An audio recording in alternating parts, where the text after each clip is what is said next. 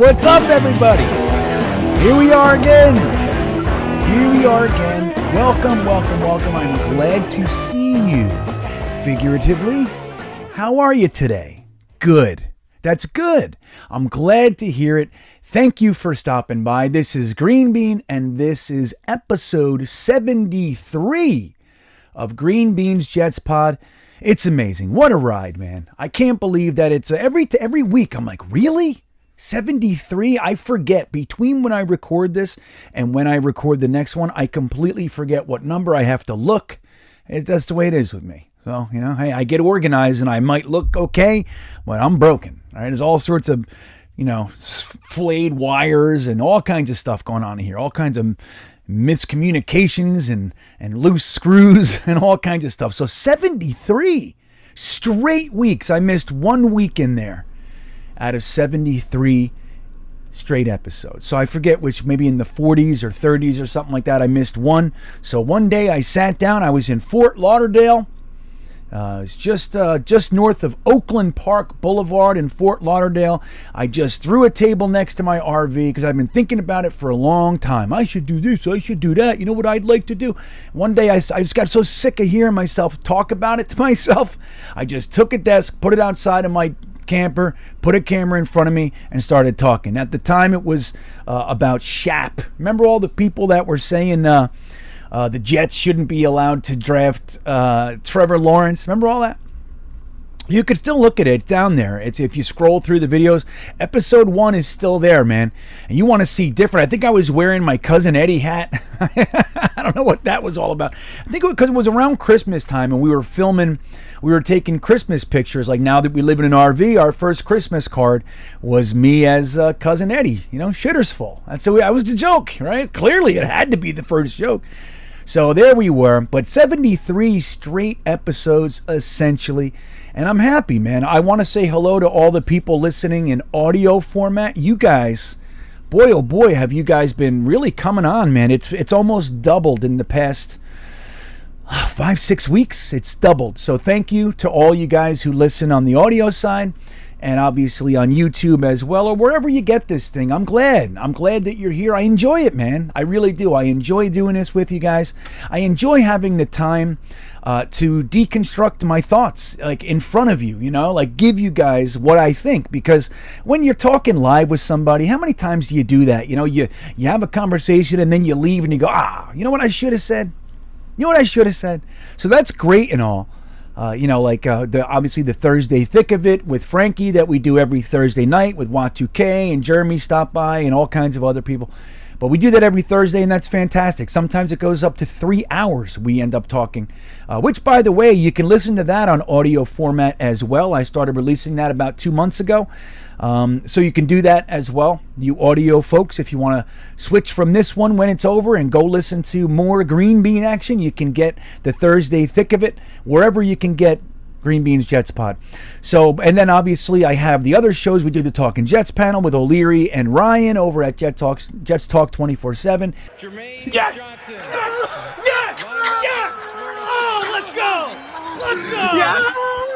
Oh, Joey, baby! Let's go! I love it. Man. Got our edge rusher. And then I do the After Hours Jets Fest. We were doing the Monday Night Mock for a while.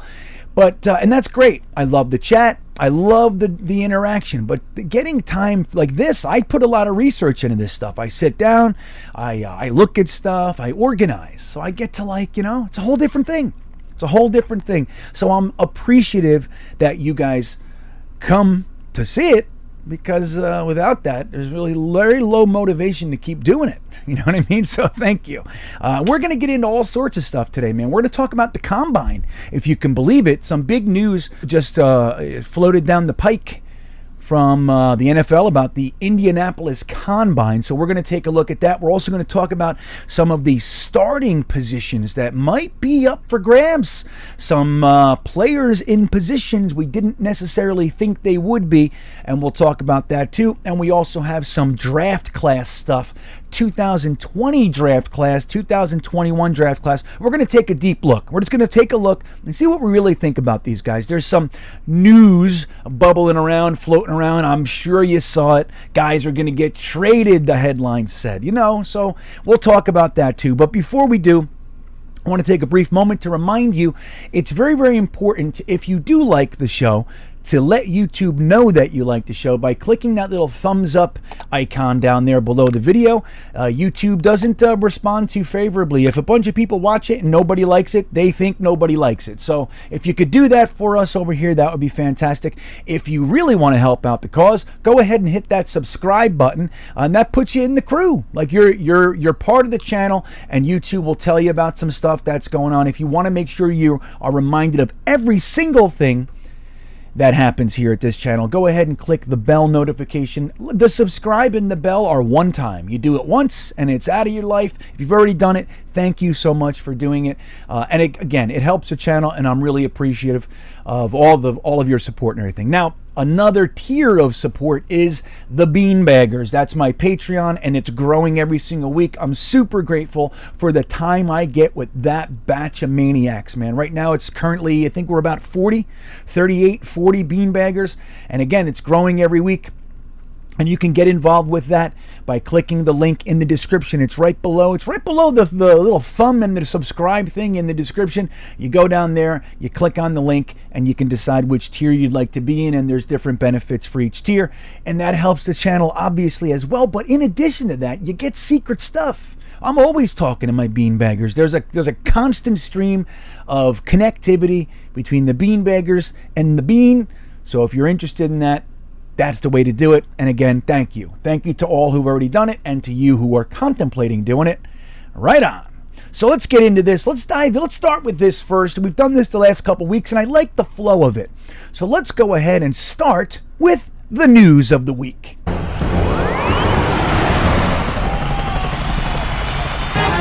So, like we talked about last week, this is a tough time of year for guys like us who are really trying to suck up as much Jets news as you can. There really is very little. There's very little going on out there. So this is a time where we can shift gears a little bit. It's not a daily influx of information. There's some people making some shit up. That's out there, right? We know that. We know that they're going to make up stories and drama for us to have feelings about and all that. And sure, you can look at that and you can talk about that if you'd like. But really what happens is that the news slows down, the legitimate news, what's actually happening, it slows down. Hopefully it stays quiet, because this is where you hear about stupid injuries. Somebody out there on a basketball court, they twisted their ankle and they're going to be out in, 8 weeks. That's the stuff we don't want to hear, right? Right now, we tend to be, we seem to be pretty okay. They've been running around. We haven't heard much negative coming out. That's good. And the reason for that is that Robert Saleh said that he's going to take a slower approach this year in an attempt to mitigate the injuries. So maybe it's working. Look, we had rookie staff last year. Don't forget, even Joe Douglas, this is his first time doing this. We just saw his third ever draft. So coming into this year, we got a guy who's done this twice. So they don't know. They're learning. They only know what they've seen. They only know what they've been taught. But anybody who's been in a high level position and then became the boss, like if you ever, I run this place at your job. Oh, they couldn't do anything without me. And maybe you're right. But then one day they say, hey, you know what? We'd like to make you the boss, the end all. And then you transition to that position.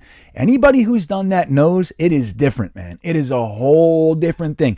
If for nothing else, just being the person who makes the decisions, there's a whole stress level to that. It's not as easy as just saying, your boss said, hey, we're going to do this, and then you having thoughts about it. That's one thing. It's stupid. Why did he do it this way? He should have did it this and this. But when you have the actual keys to the kingdom, the actual last word, it's tough. It's a tough thing. So even though Joe Douglas came from the Ozzie Newsome tree, which we're very happy to finally be plucking fruit off of a fruitful tree, right? Why not go to a garden that produces fruit and get your, why are we going to the damn Texans or it's like, why are we getting accountants? Why we've been doing this wrong for so long? So it's nice to see that the Jets actually got smart and did that. At the same time, being the boss is totally different. is totally different, right? And he came here 1 year, he had to fire everybody, the whole thing. So when you look at them running their practices, hopefully there are differences, because guess what? He sucked last year. Okay, sure, we had lots of growth, lots of potential development. It's all great. But hopefully things do start to look different, because they sucked. We had the most injuries, up there, top 3, 4 in the league, whatever it was. We had to start all these young guys. Hopefully they did learn a bunch of stuff on what they would do different. And we're coming right out of the gate with a little bit different take on OTAs and probably going into training camp, and that's good. So we do want it to stay quiet right now. You saw that Mecole Hardman up there in Kansas City tweaked an ankle or something like that. It's going to be out for a month or two. That's the stuff we don't want to see right now. We just don't want to see it. I would rather go through the entire friggin' training camp and actually start week 1 with our team. Can you imagine? When's the last time we did that? Actually showed up week 1 and had our team. The team that we either signed or drafted or brought in or trained or developed. How about that? Actually showing up to the first game of the season with the team you've built. What a world. We don't even know what that's like. It hasn't happened in forever. We're always missing somebody, and somebody key. Last year we just start with Carl Lawson and Vinny Curry, and then Ronald Blair. We lost our entire defensive scheme, our entire edge rushing scheme guys. They were all gone by week 1. And then the linebackers were gone. It was crazy. We lost LaMarcus Joyner week 1. So quiet is good. But that means that we have some time to look into some other stuff. Maybe we'll look into ideas. We can look at things that during the season we don't have the time because we're getting slapped with news and this and that. Well, now we got time to constructively review everything and take a look at what's going on around the league as well. So we'll start today with the item that I actually planned to do second, but I'm already talking about it. I already find myself in the middle of talking about it, so why not? Why stop gears, right? I'll just keep going. So I wanted to tell you guys some news that came out this week, and the guy that reported it is David Wyatt Hupton, and even Frankie loves him. I happen to like him. I'm a recipient of his weekly newsletter, or daily newsletter, I think it is. Yeah, not that I read it daily. I'll be honest, David. I'll be honest. I don't read it every day, but I do read it, and it's a compliment, man, because I don't read a lot of this crap out here, a lot of dribble, let's call it. I like Hupton. So anyway, he said that Jason Pinnock was actually getting starting reps at free safety. Now, what does that mean? Does that mean that they like him more than LaMarcus Joyner, who we just signed again? We signed him last year, 1-year contract. He got hurt in the first 10 minutes of the game, and he was out all year. So we don't know what this guy is, but it's assumed that he's going to be the starter, right? He was the penciled-in starter last year when our defense ran on the field for the first time. He was out there. So we assume that LaMarcus Joyner is going to get a second crack at starting for the New York Jets. But that's not what's happening. So what does it mean? We got Jason Pinnock, a 5th-round pick in the 2021 draft class, pick number 175. He wasn't really having the greatest showing as a cornerback. They threw him out there a few times. He didn't look all that great. It's okay, a 5th-round pick rookie. You don't expect to come out there and light up the world. But he did get a shot later in the season at free safety, and he looked okay. He looked like he might even fit in better there than at cornerback. He was actually the 3rd of our 5th-round picks after Michael Carter and Jamie Sherwood. So he was part of a nice, robust 5th round that we had in 2021. But again, he didn't play all that well at cornerback, but was able to carve out a little notch there at free safety. So does it mean that LaMarcus Joyner's not the starter? I wouldn't be so hasty to jump to that conclusion. Number one, LaMarcus Joyner got injured last year. Now, it was way in the beginning of the season, week 1, so he should have had more than enough time to heal up and come back, but that doesn't mean that they're not working him in slow. It doesn't mean that. It actually would be smart to not just take him and throw him out there and put him at full tilt 100% of the time. it would be smarter to get a look at him and fold him in, as we like to say, right? So that could be one thing, maybe Joyner's already the starter in their minds and Pinnock is just getting reps because they don't want Joyner to be out there. Could mean that. But here's what else it means. It means that the first guy up isn't Ashton Davis. That's what's interesting. Now, we don't really know what the deal is with Ashton Davis. We know that he's had a lot of difficulty with injuries, man. I mean, that's been the number one issue with him. He comes in for a week or two, he starts to settle down, he gets hurt. It happened in 2020, it happened in 2021. The guy has had injury problems way more than you'd have hoped. So that's what I find most interesting. The first guy up, let's assume that they are folding in Joyner nice and slow. It wasn't Ashton Davis at free safety. Now, maybe they're looking at Ashton Davis at strong safety, which then he would be behind Jordan Whitehead. That's fine, right? That's fine too. I don't know, but I've always thought of Ashton Davis as more of a free safety. We do know that he got 2 interceptions last year when he started to be able to come in after healing up from the injuries. But, there was a lot to dislike about Ashton Davis, right? We know he's got the athleticism and all that. That's one of the reasons they drafted him. He's super athletic, but he can't stay healthy, and he looked lost at times. Now, new system, all that stuff, you don't want to chop his head off, right? But the fact that he wasn't the first guy in, second year in the system at free safety, means either Pinnock's ahead of him on the depth chart, which would be interesting, or they've considered him more of a strong safety, and clearly he's behind one of our marquee free agents that we brought in this year, Jordan Whitehead. So I don't know what it all means, but one thing I can say is that I like it. And this is why.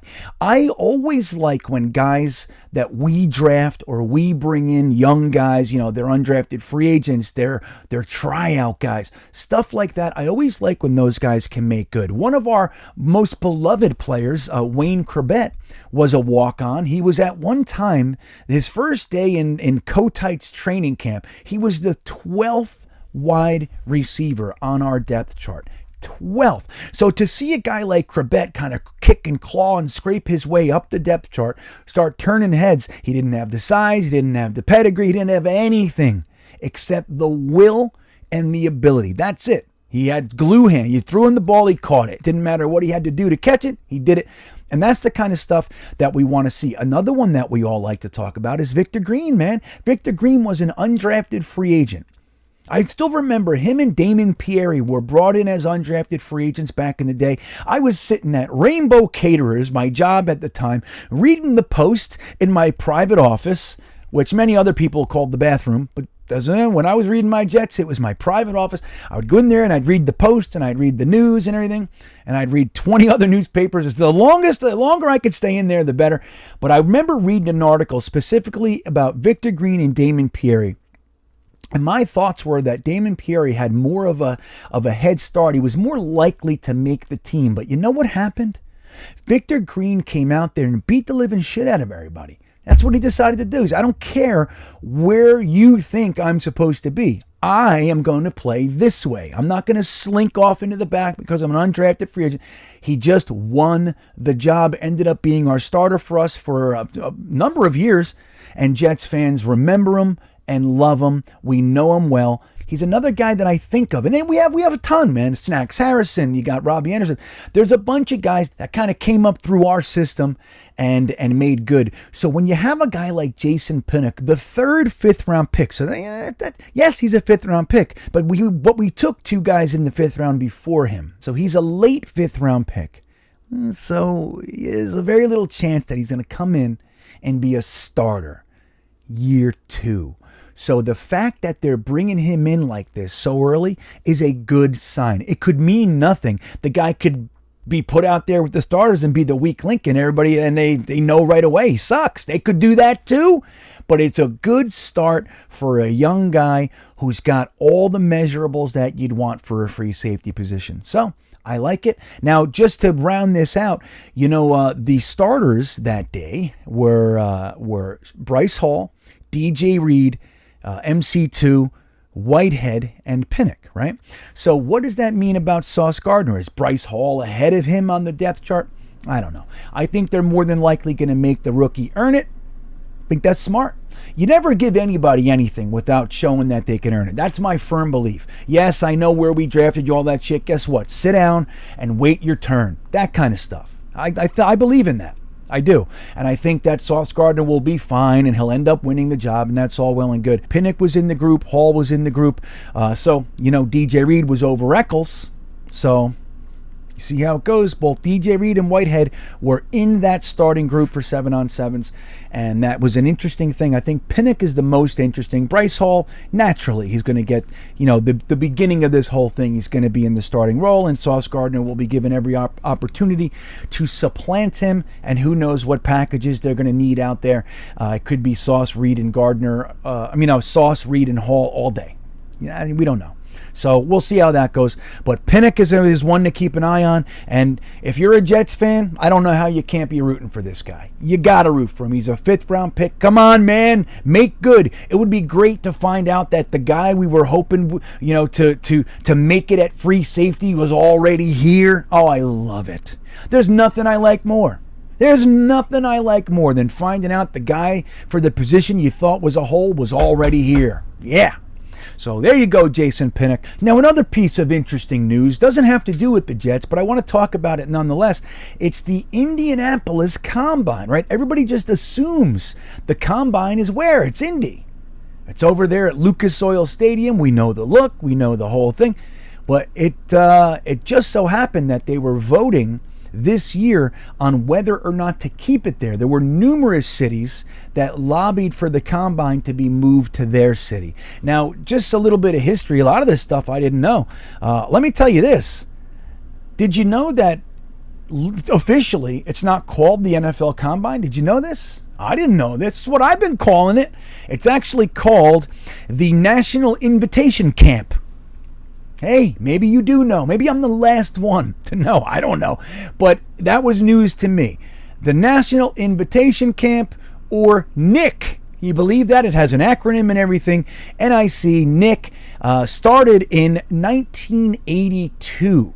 Okay, it started in 1982. It has been in Indianapolis since 1987. So they just completed their 35th straight year with the Combine, or the Invitation Camp, being held in Indianapolis, Indiana. So what was the whole story? Why, what's going on? Why don't they just keep it there and make it easy? Well, a lot of other cities, like they said, were saying, hey, we could do this, we could grow it more, we can add this and that, we have a larger area. They were making their case to steal the Combine from Indy in the same way that teams do it for the Super Bowl, and recently that they do it for the draft. Don't forget, up until not too long ago, the draft was New York, man. It was always in New York. It was in the Felt Forum, I believe, first. I believe. I know it was there at least sometime. Then it was, which changed to the Paramount Theater underneath Madison Square Garden. And then they moved it to Radio City Music Hall. And then they made a slip up. New York did. New York and Radio City. They said, nope, we got something else that's taking precedence over the NFL draft that week. So you got to move your date. The NFL said, you know what, pound salt. They moved it. It was a great success, and the rest is history. I don't know if it'll ever be in New York again. They'll probably let every city get it before it goes back to New York. And we missed the boat. That's why when you guys look at all the old draft videos, and there seems to be so many Jets fans there was only Jets fans and a smattering of Giant fans. Maybe you'd have an Eagles fan here or there, but it was Jets fans and Giants fans because it was our home turf. So we were the only fans that really got a chance to sit in there and yell at everybody. So that's why we get to see that. So no more. Now we're just another color in a sea of colors. That's it. We don't have ownership over the draft anymore. So that's kind of what's been going on with the Combine. But the NFL released this week, they're going to stay in Indy. Indianapolis gave them the best bid. It makes the most sense. And here's what's really interesting about it, is that many agents, scouts, coaches, athletes, and even general managers lobbied the NFL to keep it in Indianapolis. Why? I mean, number one, they must be having a positive experience there, right? Maybe they love it. They love it, but I think it has more to do with ease of use. When you look at the NFL team's map, right? You take a look at the team and you look at where Indianapolis is. It's kind of centrally located. Sure, there are the LA teams, there's Seattle. They're not close to anybody. You're beat. You know what I mean? Hey, what are you going to do? You know what I mean? You're way out there. You're in Los Angeles. You're in Seattle. There's nothing we can do for you. You're going to have to travel when we do anything, you know. So, but most of the teams are pretty much equidistant to Indianapolis. It's right when you look at the map, they're all kind of similar distance. It seems to be the place that everybody only has a little ways to travel to. You look at Chicago and Green Bay, they're kind of in the area. Then you look at the Northeast with the furthest team being the Patriots, and then you have the Jets and Giants and Eagles and Steelers. They're all right there. Then you got the whole Ohio group. You got Cincinnati, Cleveland, and all those guys. They're all right there. So I think that's probably a lot to do with it. Then you add all the coaches and agents and scouts saying, no, man, just keep it here. We know this system. It's it's a whole big to-do to change it. Why do it? And they chose to keep it in Indianapolis. And interestingly, it was only not in Indianapolis for a couple of years, right? It started in 82, and they've been and it's been in that's fucking hard to say, man. In Indianapolis. It's been in Indianapolis since 1987. So the first year, 1982, it was actually in Tampa, Florida. And they didn't even have the whole league go there. That was the main invitation camp. But they had a few other smaller ones, probably for the Seattle and LA teams, the guys who are so friggin' far away from everybody. So you do your own thing.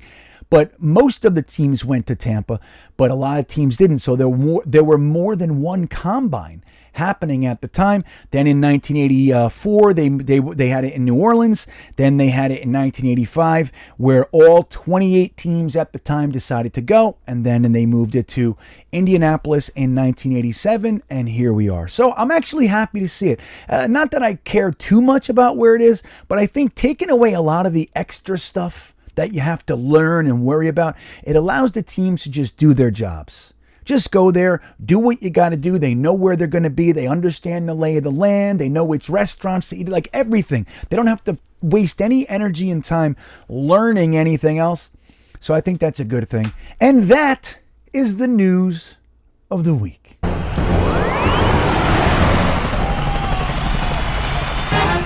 So let's take a look at some of our draft picks, right? We just had a nice draft.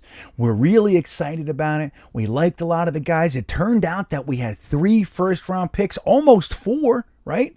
They were trying to trade up into the first for Bryce Hall, who we ended up getting at pick 36 after a trade up from 38. So we were very aggressive. We saw probably the most aggressive Jets draft scene that we've seen in a long time. Yes, he traded up last year for AVT. Gave away the 2/3 to do that. But this year, trading back into the first after having 2 firsts, like think about that. Using 2 top 10 picks, trading back into the first, and then trying to trade back in again. I'm saying, man, they wanted that 5th-year option with Bryce Hall, I'm sure. But we know about all that. We like the late-round picks, Max Mitchell, Clemens, Ruckert.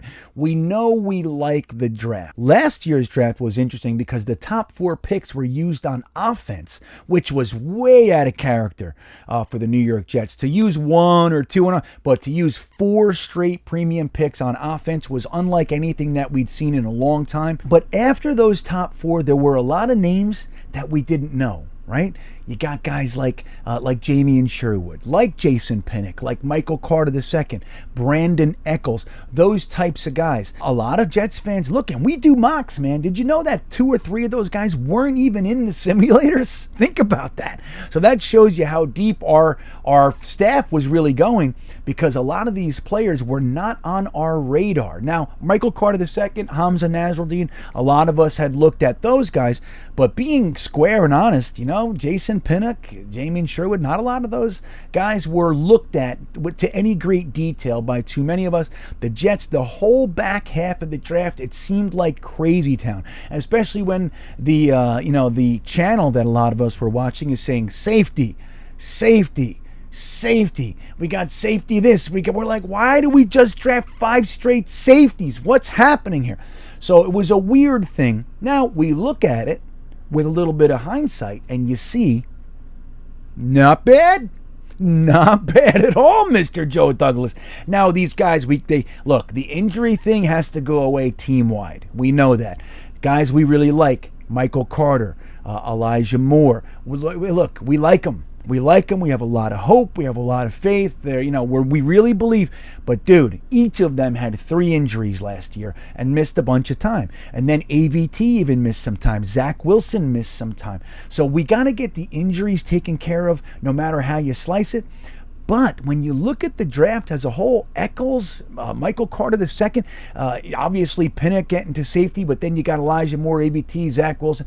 Jamie Sherwood, it looks like they're counting on him. They didn't even draft or bring in any linebackers this offseason. So you look at this draft, and even though it was kind of strange, boy, oh boy, does it look like it has a ton of potential, real world potential, not hope potential, because we saw them for a year on the field. And guess what? A lot of them can friggin' play. A lot of them can play, so it's very different feelings. We're uber psyched about this draft class. Last year, yes, we were happy, but I don't think it was like this. Sauce Gardner, Garrett Wilson, Jermaine Johnson, Bryce Hall. Dude, come on. I don't even know if we've ever had a draft with that much potential. So here we are, and now we are at a very pivotal point for another draft class. Pivotal point. And for that, let's get into the intelligent gripe. Oh, the 2020 draft class. Jeez Louise, what are we going to do with these guys? But this is the thing. I have rarely seen a class that has been beaten down like our 2020 draft class in my entire history as a Jets fan. Again, just to remind everybody, I've been a diehard Jets fan since 1982. That's 40 friggin' years of this crap, okay? And I do not recall a single draft class getting routinely beaten down by media and fans like this draft class. Now, it's an interesting draft class. Number one, it was Joe Douglas's first. At the same time, he wasn't the GM. He had that title, but he wasn't the sole GM. We had Adam Gase, who, look, we loved him, right? We believed in him. We loved that hiring, but it didn't work out, right? We know now he wasn't too good, right? So Joe Douglas had to share responsibility with Adam Gase. No matter how you slice it, it was his first draft, and I liked it. I got to tell you, I liked it then. I like it now. Now, what is the thing that I feel like I've been having softballs thrown at my head for the last 2.5 years since this draft. What do we keep saying about a draft class? What is the rule of thumb? What is the rule of thumb? 3 years. That's what we got to take. We got to wait till 3 years before you really know what a draft class is. Now, most draft classes, when you look around the NFL, even some of the greatest draft classes, they don't all hit, right? You get 7 picks, 8 picks, 9 picks, and 4 of them hit. 3 of them hit. And they're considered very strong draft classes. Last year, it looks like, they might not all hit to the starting level. We have contributors up and down that list of players, right? All the way from Zach Wilson to Jonathan Marshall at the end. We have contributors all over the place. So it looks like that draft class might end up being one of the stronger ones. But 2020, we're all over them. From the first guy, Mekhi Becton, for some reason, Jets fans don't love him. Why? I don't know. That's not what this is about. I don't want to get into the same argument. Again, I feel like I'm constantly I'm constantly defending these guys. And with the only thing on my end that I use to defend is 3 years, man. 3 years, shit happens. Guys start slow, guys get hurt, guys don't know the system, guys have coaching staffs get fired. There's all kinds of stuff. When you look at this draft class, it's so fascinating to me. Number one, it was first and only COVID season, right? So they didn't get a preseason. They didn't get a training camp. So they're the only draft class in NFL history that didn't have either one of those. They didn't have either one of those things. That's just to start right there. In addition to that, they arguably had the worst regime that we've ever had. Now, I'm not going to revise history. I liked Greg Williams, okay? I liked a few of the coaches around, around the staff. But overall, man, the Adam Gase regime, the two-head coach bullshit thing that we did, it was ridiculous. That was their first year. So not only did they not get a training camp or a preseason, they also had a ridiculous coaching staff that the defense and offense didn't even talk to each other. We know now that Adam Gase rarely addressed the team as a whole, like all that kind of stuff. So that was their first year. Their second year is with an entirely different group of coaches because guess what? They had to fire all those bozos. They got rid of all the coaching staff. The only one that remains is Boyer, the special teams coach. Seems to be beloved by everybody who comes in to his contact, right? He's like his third coaching staff, this guy. So good, but outside of him, everybody's new. So look at all this track record. Doesn't this seem like this could lead to a class that might take a second, right? No, we don't want to hear it. We don't want to talk about that. Let's just talk about the players. So it goes Mekhi Becton. He was the number 11 overall pick. Denzel Mims was the 59th overall pick. We have Ashton Davis, who we just talked about a few minutes ago, right? Jabari Zuniga. They were the 2 third-round picks, those last two. Then we had LaMichael Pirine, James Morgan, Cameron Clark, Bryce Hall, and Braden Mann. Now, if you're just looking at like box score stuff, the only guy that's really made good out of the whole group is Bryce Hall, right? He's the only guy. He was injured in college. He came in, halfway through the season. He played the rest of his rookie year. He was the only Jet player to make it through all 17 games last year, and he had 16 passes defense, and he had a good year, right? He had a good year. Now, not good enough that they didn't bring in 2 cornerbacks, so we'll see how it goes for Bryce Hall. But Braden Mann's another one. He looked great. Right, he looked like a very strong punter. Not perfect, rookie. He had his own rookie stuff going on, but he looked good. He looked like a guy, okay, we got a punter for a while. This is fine. Last year, he gets his leg completely ripped off. And we have to hire another punter because he's injured. When he comes back, he's wearing a huge brace on his plant leg so he could kind of work back in and get used to putting weight on the leg. And he had a hard time. Not even that hard. He had shanks. He had great ones. But Jet fans are ready to throw him out. We're talking about drafting a punter this year, using one of our draft picks for a punter. So it's an interesting thing. We want to cut Mekhi Becton's head off. Well, a lot of people are talking about trading him or cutting him. Everybody hates him. Denzel Mims, 2/3 of the fan base, if not more, are completely done on Denzel Mims. Ashton Davis, I'd say the same thing, right? I mean, there are a few Ashton Davis people out there. There are a few. But overall, by and large, man, it looks like Jetnation is done with Ashton Davis. Jabari Zuniga, I can't even spend a minute talking about this guy. There is not a single Jets fan that I've spoken to, not one of you, believes Jabari Zuniga can make the team. Not one. Not one. Now, in his defense, this was the same conversations I had last year, but last year was a different animal. This year, we brought in Michael Clemens. We brought in, Jacob Martin. We brought in Jermaine Johnson, right? We brought Vinny Curry's back. We bolstered the edge rusher position. So and we brought in Bradley and So Jabari Zuniga is going to have to do some work. But again, Jets fans are done. They've been done with Jabari Zuniga since he got drafted. Nobody liked him. Why? I don't know. I liked him in college, but I don't know why people don't like him. Interestingly enough, there's another player here, and the same thing is going to apply. It's LaMichael Pirine. LaMichael Pirine has done nothing wrong. Nothing. When he got chances to play, he did well. There's a whole bunch of statistical stuff I can give you to support that he actually did much, much better than you think he did, but let's just leave it where it is. He had a rookie year, had a touchdown, had some nice runs, got stuff. Good stuff. He was fine. Not great, not terrible. Jets fans are done. Jets fans are done with LaMichael Pirine. They didn't think he should have made the team last year, and they definitely don't think he's going to make the team this year.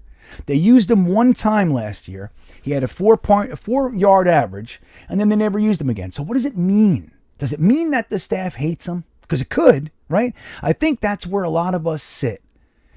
I think a lot of us sit there. Well, clearly they didn't play Mims at the end of the year, so they hate his face. Clearly they didn't play Pirine at the end of the year when there were injuries, so they hate him. Right? That's got to be where it is. They didn't play Jabari Zuniga, so they hate him. So what is it about this draft class that we hate so much? What is it? Like, seriously, because when Mims was on the field his rookie year, he looked fantastic. Something happened last year. He had the food poisoning and everything. Excuses. I know. I hear you. I do. I hear you. But don't we still give these guys 3 years? Do we still do that or no? So I'm really curious to see. We had 2 more drafts, right? We know we got the Sauce Gardners. We got the Bryce Halls. We got some guys that we feel really, really good about. But what if Sauce Gardner comes out and his first couple games he gives up some touchdowns and he's not exactly who we thought he was? Like Zach Wilson. Remember Zach Wilson when we drafted him? I was fending off people calling me a hater because I didn't think he was going to throw for 4,500 yards and 40 touchdowns. I was fighting people off. Leave me alone. I'm not a hater. Now, why am I talking about the 2020 draft class? Because guess what? We're here. This is the 3rd year. 2nd with the coaching staff. It's their 1st year since they've come into the league that they actually have the same coaching staff to go into year 2 with, to their 2nd year with. Isn't that interesting? Isn't that fun? Like, when you just look at the story, you guys know me by now, a lot of you. I'm more about the story. I'm more about the story. I really am. Stats are great. All right. I look at stats all the time. I'm always looking at numerical stats. Always. But numerical stats for me, they lead me to want to know what the story is. What happened there? Why is that like that? Wait, there was this before. Now it's this. What happened in between that? What? That's my interest. Numerical stats by themselves, not me. I know the nerds have taken over the NFL. That's all good. I'm with you. Analytics, fuck it. I'm with it. But I don't know, man. I don't even think half the analytics people watch football. I really don't. When you try to have a discussion with some of these guys, I don't know what they're just, well, it's said, if you look at the percentage, like, okay, I get it. But I like the story. I want to know what happened. Okay, so when I look at the 2020 draft class and I feel my feelings toward the 2022 draft class, I can't help but wonder what happens when these guys have rookie years. Now, look, we're all hoping they don't, right? We're all hoping that they come out and Sauce Gardner doesn't give up any touchdowns ever, right? Are we not rooting for that? Hell yeah, we are. He didn't give up a touchdown in college. We want that streak to continue. What if it ends week 1? Do we still love him? What if he gives up 3 touchdowns week 1? Do we love him? What if he gives up 2 touchdowns week 1 and another one in the next 3 weeks? Do we still love him? What if Bryce Hall twists his ankle week 1 and doesn't play till week 7? Comes in and gets 14 yards. Do we still love him?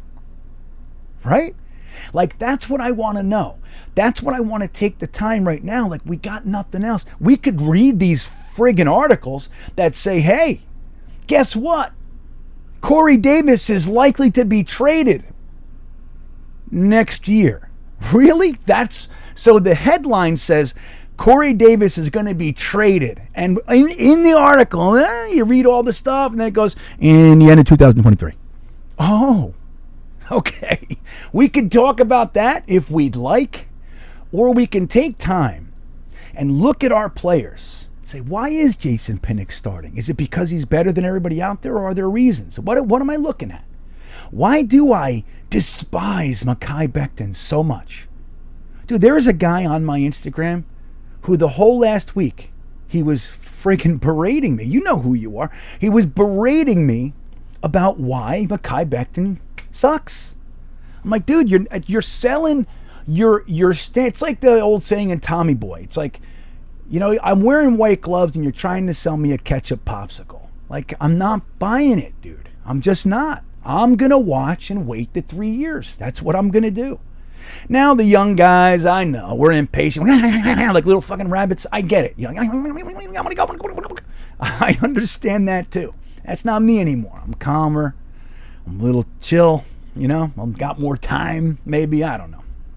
But when I look at the 2020 draft class and I think about what happened there, how quickly did we jump off the trains on Becton and on Denzel Mims and on LaMichael Pirine and everybody else. Now, Pirine's a 4th-round pick, right? Bryce Hall's a 5th-round pick. Technically speaking, you hope those guys can be contributors at some level. Like the way I think of LaMichael Pirine is I think he's a really solid running back 3.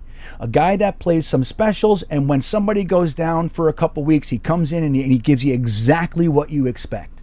That's LaMichael Pirine. Why don't we want him on the team? Why do we want fucking Austin Walter? You know what I mean? Like Ty Johnson. Why? Why would you prefer Ty Johnson? So that's the thing with me. I don't understand. Now, do I hate Ty Johnson? No, of course not. I'm rooting for him. But I'd like to know what players are giving me. So when I look at the 2022 draft class and I think, as much as we love these guys right now, they better succeed right away. Because boy, oh boy, are we harsh. Are we tough, man? We're a tough fan base. Again, when you look at all of this stuff, the very real stuff that the 2020 draft class has had to deal with here as New York Jets, I find it difficult to give up on these guys. Now, I think guys like Zuniga and Ashton Davis, still, you're coming to the end. I'm not so keen on them making it through, but I'd still like to see them get their final, get their 3rd training camp and everything and see if they can make the squad and what they can do. I'd like to see them get that choice, get that chance, but it's going to be interesting. So how long should we give Bryce Hall? How long should we give Garrett Wilson? What if Garrett Wilson can't find a way to get open the whole rookie year? Now, people are going to tell me in the comments, it's all bullshit. None of that's going to happen. Hey, I sincerely hope that's the way it goes. I really do. I hope Garrett Wilson comes out and gets 1,000 yards out of the gate. You know what? I put out a feeler tweet last week. Am I wrong for thinking Bryce Hall can get 1,000 yards, Jermaine Johnson can get 10 plus sacks, and Garrett Wilson can get 1,000 yards the rookie year? Not one person replied to me and said that was possible. So nobody thinks it is possible. But when it doesn't happen, how quickly are we going to jump off? I don't know. I don't know what leash these guys have. Now, for me, I know my leash, it's going to be 3 years. Maybe even more if we see something really good year 2 and then something happens year 3. Maybe even more. But I give everybody 3 years before I, give up on them. So I'm really curious, guys. I'm really curious. And I used the 2020 draft class only because, well, number one, they're on our team, but only because we're here. This is the pivotal year 3. Can Mekhi Becton win over this coaching staff, who doesn't seem to like him? Right? Is that what we're coming? That's the conclusion? They don't like him? Can Mekhi Becton be a guy who starts for us the whole season?